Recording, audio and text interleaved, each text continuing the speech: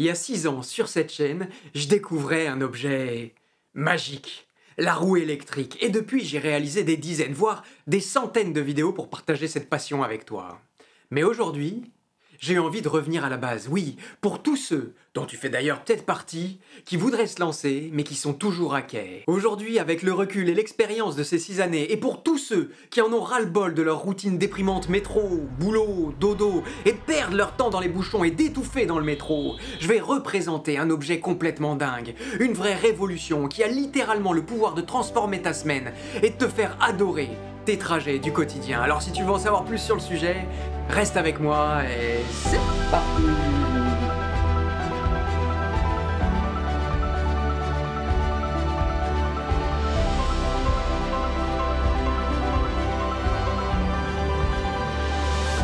Et salut à toi! Future wheeleuse, future wheeler, accroche-toi bien, oui, parce que ta vie d'avant est maintenant derrière toi. Oui, t'es sur le point de découvrir un ovni de la micromobilité, la roue électrique.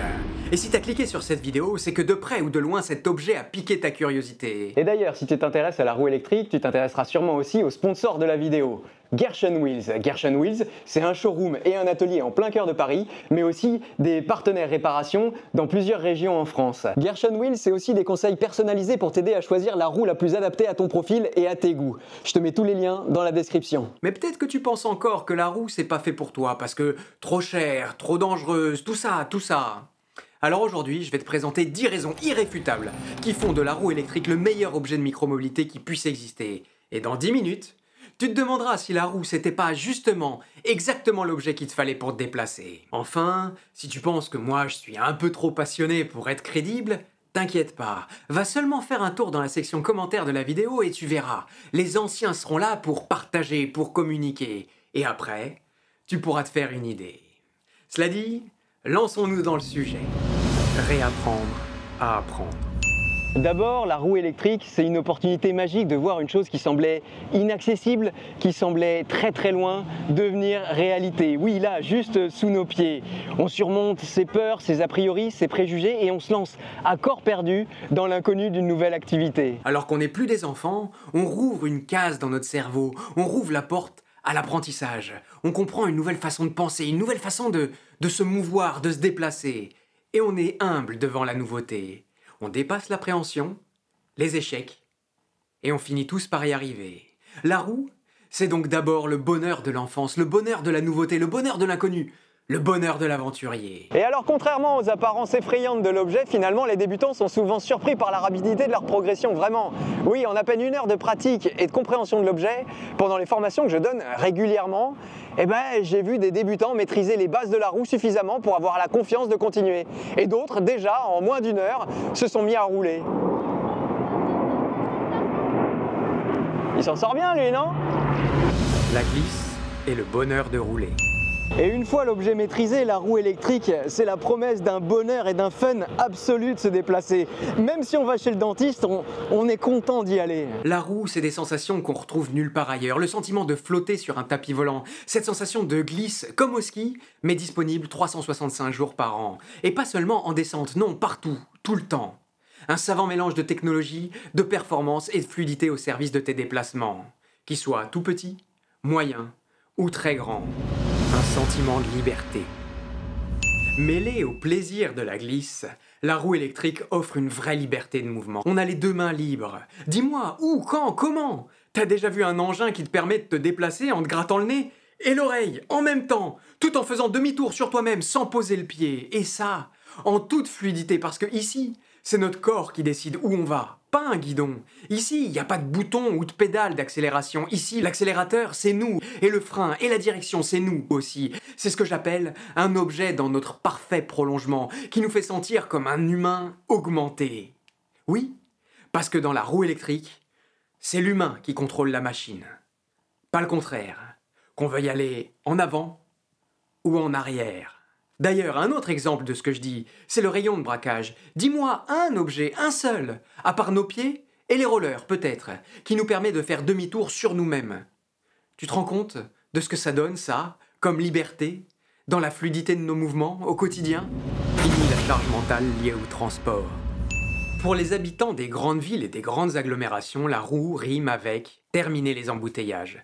Plus de métro bondé ou de trafic perturbé, plus de bus qui passent plus après minuit, fini d'être tributaire des horaires et des autres usagers de la chaussée. Ici, t'es indépendant et autonome du début à la fin de ton trajet. En roue, on passe absolument partout, tout le temps, et on n'est jamais bloqué pendant son trajet. Attention, qui dit autonome dit pas que tu peux faire absolument n'importe quoi sur la route, il y a quand même des lois à respecter. Par contre, ça veut dire que c'est pas le comportement de qui que ce soit qui t'imposera l'heure à laquelle tu arriveras là où tu voulais aller. Et là, pour moi, on touche au cœur de la proposition. Fini de faire rimer trajet avec corvée, fini les aléas du quotidien, voilà une chose que tu maîtrises enfin, et ça fait du bien. Tu entreras dans un monde que j'appelle le bonheur de rouler. Et après ce petit sas de décompression, en arrivant à la maison, tu seras tout frais, pratique et discrète. Pratique et discrète, la roue restera toujours à tes côtés. Tu l'emporteras partout avec toi et elle te quittera plus jamais. Le train, le métro, le tramway, le bus, le restaurant, un casier chez un copain ou dans un magasin. Et au final, tu roules, puis quand t'as fini de rouler, c'est que t'es arrivé où tu voulais. Pas de place de parking à chercher, pas de risque de se faire voler parce que pas besoin de la laisser dehors quand toi, tu vas rentrer. Oui, ce qui change la vie aussi, c'est que la roue électrique est un objet porte à porte. C'est le fameux fantasme du chalet au ski, d'où tu pars, directement, ski au pied, la découverte. La roue, je le dis empiriquement, ça réduit considérablement les distances et ça va te permettre d'aller là où t'allais jamais, avant. À quelques kilomètres de chez toi, ou bien plus loin. Oui, même jusqu'au bout du monde, comme certains. Avant, moi, parisien, j'allais au bois de Boulogne, au bois de Vincennes pour me promener. Grâce à la roue, j'ai découvert les forêts de Clamart, de Meudon, de Sénart. Et tiens-toi bien, un jour j'ai même fait 220 km dans une journée, sans m'arrêter. Juste comme ça, pour le bonheur de rouler. Et puis, en ville aussi, fini de se cantonner à la petite vie de quartier. Par exemple, quand tu veux manger du pain, tu vas pas te contenter de n'importe quoi, non, tu vas traverser tout Paris pour avoir la meilleure baguette qui puisse exister. Et quand tu mêles le bonheur de rouler au bonheur d'une baguette chaude qui sort du four, alors là, je peux te promettre qu'on n'est pas loin de la panacée. Oh non. Il y a 1000 façons de rouler.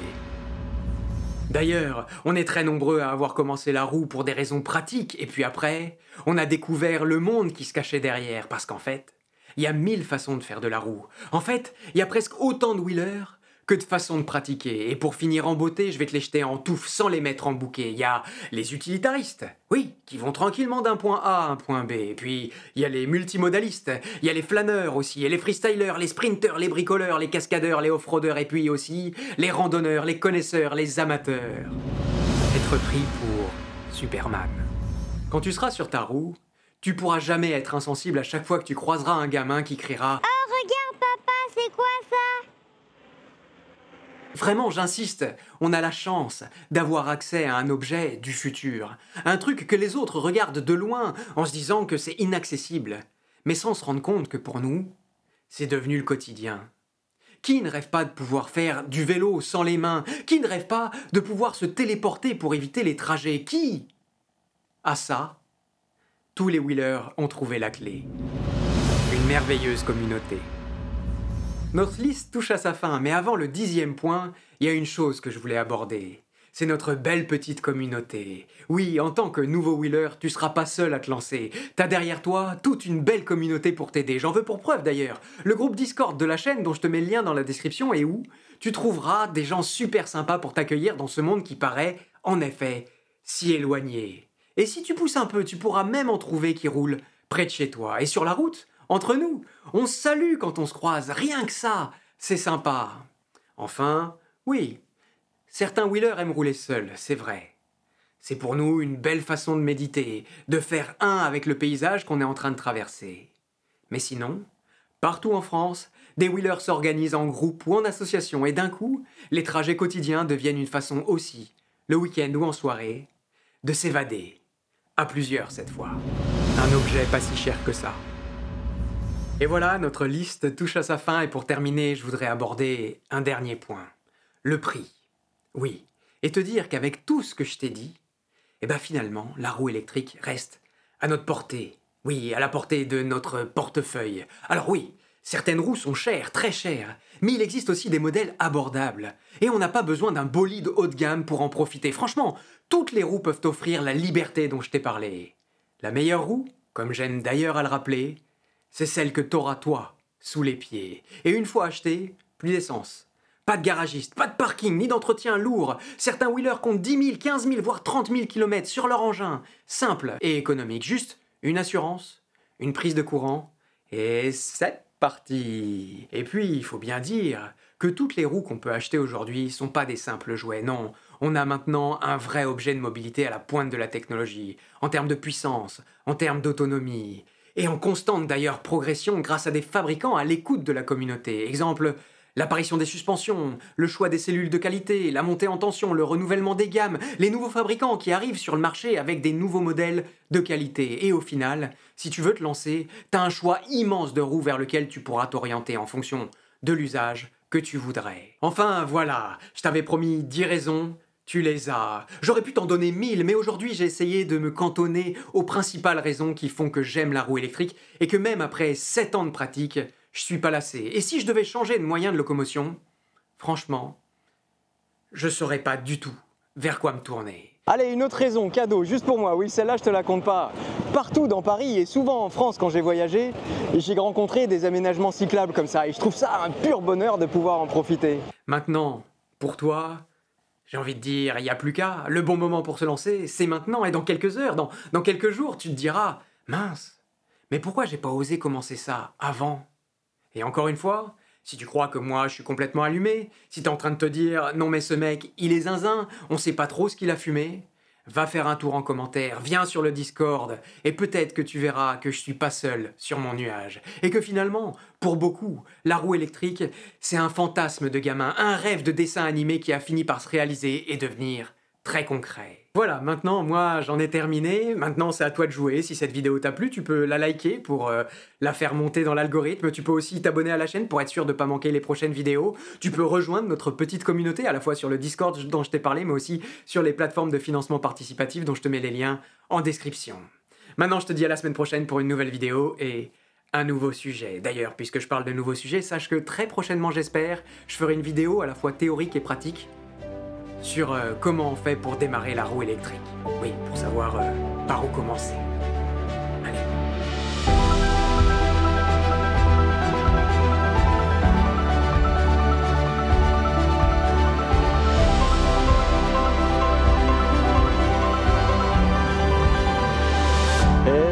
Post-scriptum. Alors tu vois, pendant plus de 10 minutes, je t'ai parlé de tous les avantages de la roue électrique. Laisse-moi te parler d'un des inconvénients. T'es à la maison, il n'y a plus de pain, tu dis à ta femme c'est bon chérie, je m'en occupe, je vais au pied de la maison, j'en ai pour 5 minutes. Oui, sauf que tu reviens 1 heure après avec une baguette de laquelle il ne reste plus que la moitié. Désolé.